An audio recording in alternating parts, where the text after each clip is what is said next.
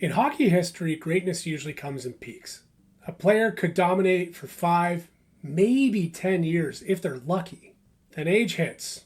The speed slows down, the hands fail, and sometimes the body just breaks down completely.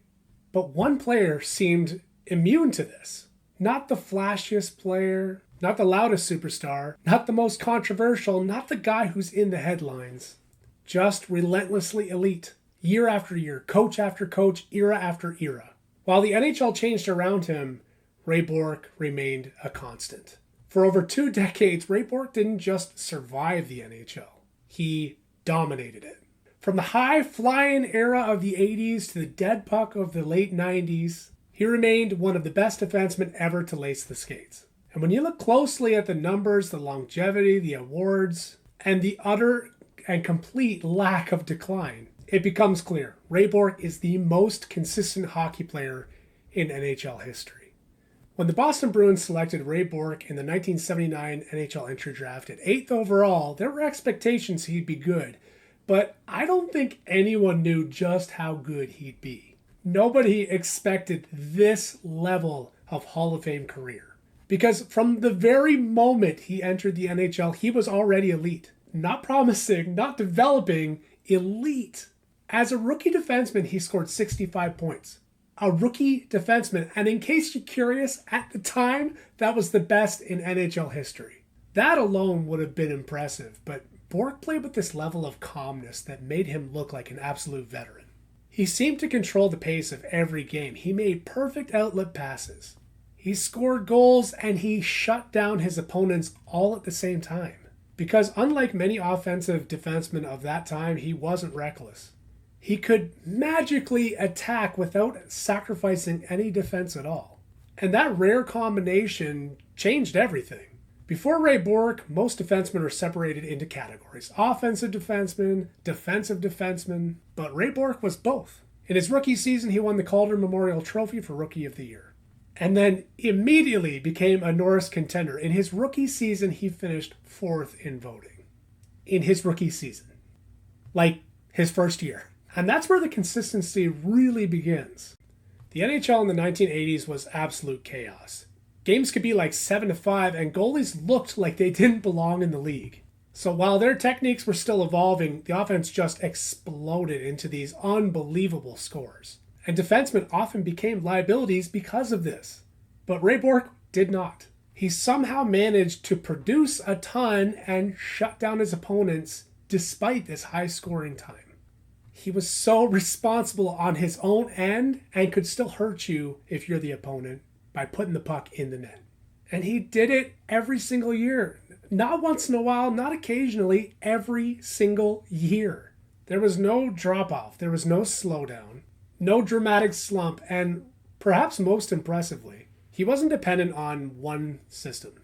Different coaches came and went. In fact, during his time with the Bruins, he had 10 different coaches. And that's not even including the different teammates and surrounding cast in Boston on the ice. It didn't matter.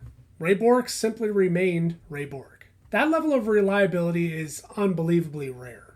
Most players need consistency. Most players want the ideal circumstance of coach and players around them. But Ray Bourque was the ideal circumstance.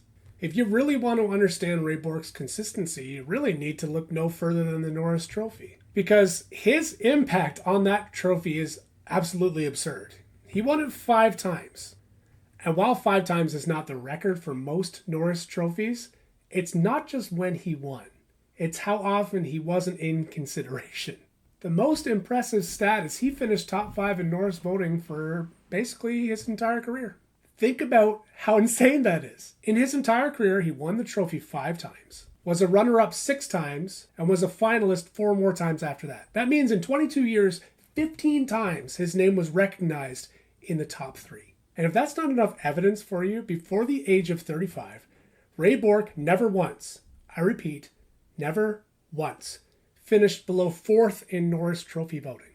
In fact, over the course of his career, he never once finished lower than 7th over 22 seasons.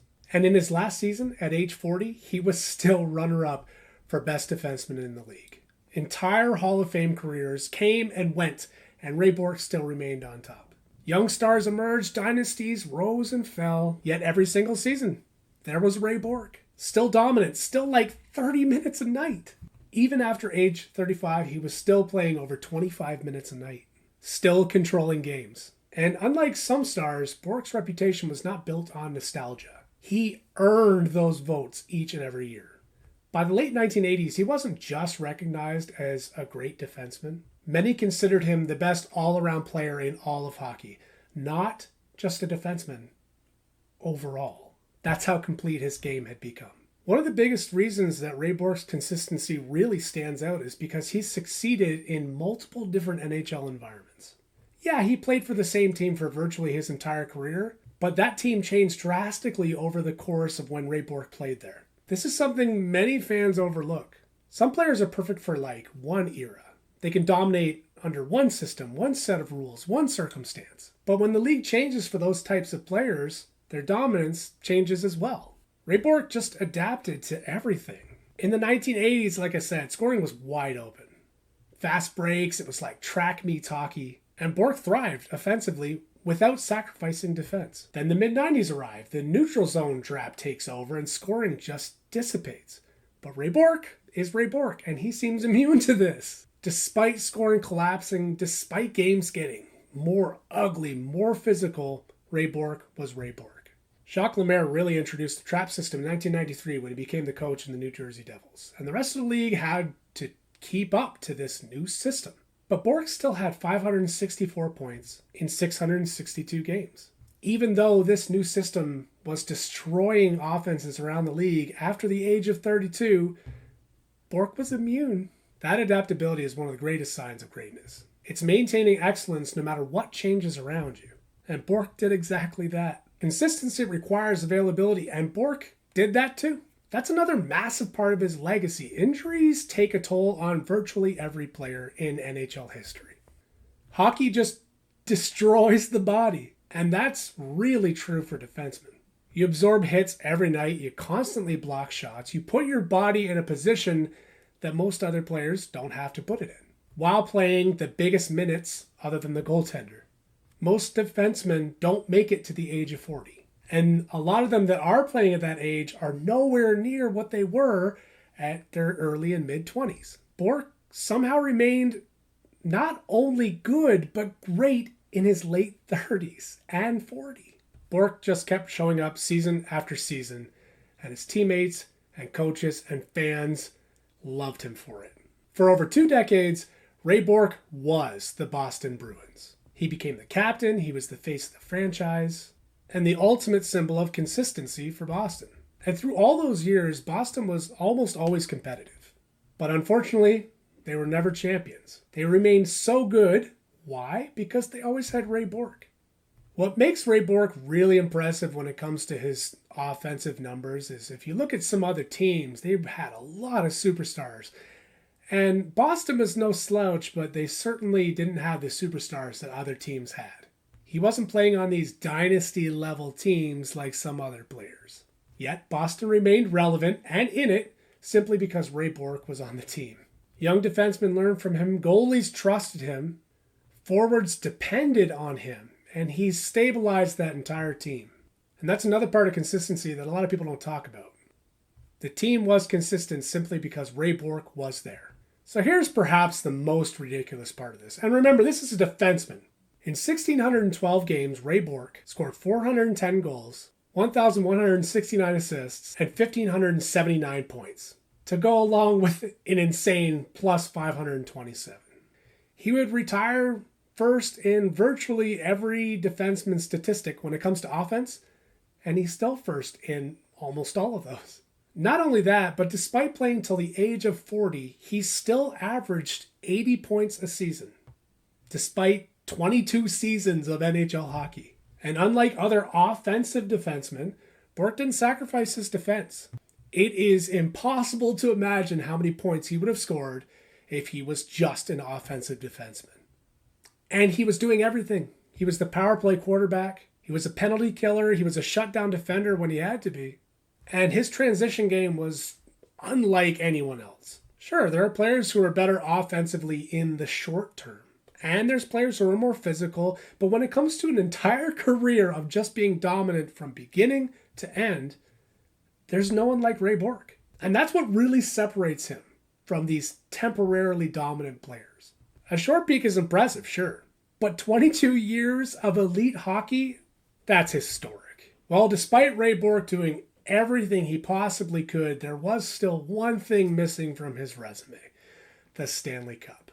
And for years, it just felt cruel because nobody represented professionalism like Ray Bourque. Nobody gave more to his team like Ray Bourque. Nobody deserved a championship more, but the Bruins just kept falling short. Sometimes they simply lost to better teams. Sometimes their luck coming up against an absolute dynasty shut it down that year.